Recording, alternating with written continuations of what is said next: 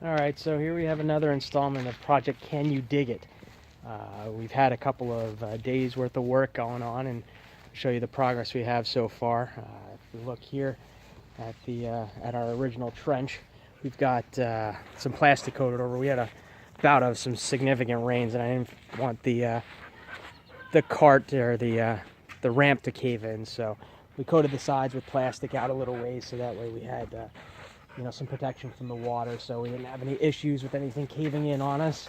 So, and we've had this dug out for a while, so this is nothing new. We still got our supports here on the sides to hold everything up, or beams to hold back the sand from back here from collapsing in and undermining the stuff here. And then the other day, this is we've had all this dug out, but this is what we did the other day. We dug out everything from along the walls. So going down this way, we took at least a minimum of 18 inches from the wall, because we have to have a footing, and we're going to have at least a 16-inch footing beneath the block wall. So we wanted to make sure we were far enough away from the existing foundation, make sure that we could get that footing dug correctly. So we've got everything there, and that's Colin. Say hi, Colin. Yep, hi.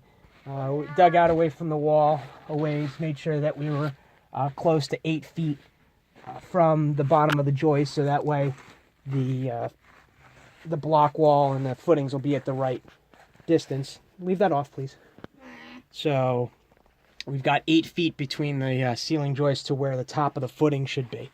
So we did that, and we moved basically all the dirt that was left out to the middle here, so it's away from the walls, because we're going to need some of that sand to actually backfill once we get the block wall put in. So we wanted to make sure that everything was okay there for that. And then we have this wall here. You'll notice the 6x6s that we have up here in the middle. Those are supporting the house. The main beam in place of the pillars that were there. And you can see up top we've got some mending boards that I put up there just to hold the 8x8s at the seam there. They did stagger it, so the seam for the middle of the triple 2x8 is not underneath that. It's further down a little bit, but I felt that it was important when I was doing all the motion to kind of put something in on top of that to help keep them from shifting as we were moving everything along, create a little bit more stable environment. And we got the other pillar, and then this is going to be the next big problem as we go on, is this part right here, and that's the block for the base for what is the chimney of the house. So on top of that is the block chimney that goes up through the first floor and ultimately through the roof up to the ceiling. Goofball. So what we're going to have to do is, as the guys are coming down here to do dig the footings out and lay the footings and do all that stuff starting tomorrow, actually, I'm going to start on the roof disassembling the block chimney, so that way we can have that done. And then once the block wall is up, we'll backfill, and then whatever sand is left, bring that out from the basement, so that by the time that they're done getting all that block and that stuff backfilled, I should have the chimney disassembled, so I can just take that whole middle section right out of here, and then we'll have a nice area to do the footing, or not the footing. Well, yeah, the footings that I'm going to need for the beam replacement, because we're replacing that triple 2x8 with a piece of LVL. And then once we do that, then we'll be good to go and do a whole slab on top of it, a 4-inch on top of some plastic and some gravel, just to make sure that there's no moisture issues coming in. So that's where we're at. This is my giant pile of sand that I've built up so far over the whole thing.